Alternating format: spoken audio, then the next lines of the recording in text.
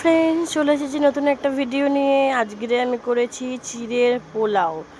হ্যাঁ, আমার একটু গলে গিয়েছে, কারণ হচ্ছে আমার চিড়েটা নরম চিড়ে ছিল, মানে যাকে বলে পাতলা চিড়ে। তো আমি বুঝতে পারিনি, পাতলা চিড়েটা নিয়ে নিয়েছি। আমার দু রকম চিড়ে ছিল, একটা হচ্ছে চিড়ের পোলাও করার জন্য শক্ত চিড়ে, ভারী চিড়ে যাকে বলে, আর একটা পাতলা ছিল। তো আমি পাতলাটা ভুল করে নিয়ে নিয়েছি, তো ওটা একটু গলে গেছে, তো কোনো ব্যাপার না। তো আজ ভাজাটা একটু বেশি করে করেছিলাম, তাই ভাজাটা আমি একটু কন্টেনারে করে এয়ার টাইট করে রেখে দেবো ফ্রিজে। এখন ঠান্ডা করতে রেখেছি, এটা আমি কালকে আবার দিয়ে কিছু বানিয়ে খেয়ে নেব। তো এই হচ্ছে। আর আজকে আমি করেছিলাম মাছের ঝোল, একদম পাতলা, বেগুন আলু আর পটল দিয়ে মাছের, তেলাপিয়া মাছের পাতলা ঝোল। তো এই রেসিপিটা যদি তুমি তোমরা জানতে চাও, অবশ্যই আমায় কমেন্ট করো।